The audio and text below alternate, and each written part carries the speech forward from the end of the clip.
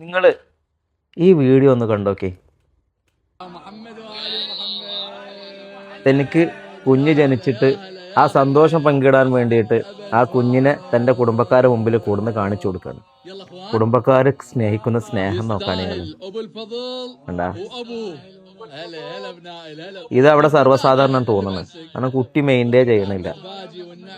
എല്ലാവരും ഉണ്ട്, മാമന്മാരും എളാപ്പന്മാരും മൂത്താപ്പന്മാരും ഒക്കെ കൊടുക്കുക, വാരി കോരി കൊടുക്കുന്നുണ്ട്.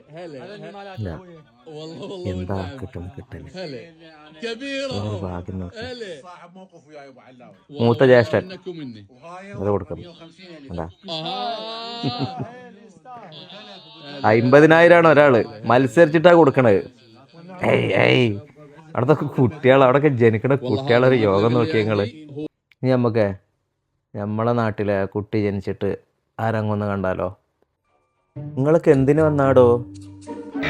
ഒന്നുമില്ല. ഇതേതായി വല്യമ്മ, എന്തെങ്കിലുമൊക്കെ തരികടോ. കാണാൻ വന്നാണല്ലോ, കാണാൻ ഒരു ഉറപ്പില്ലാതെ.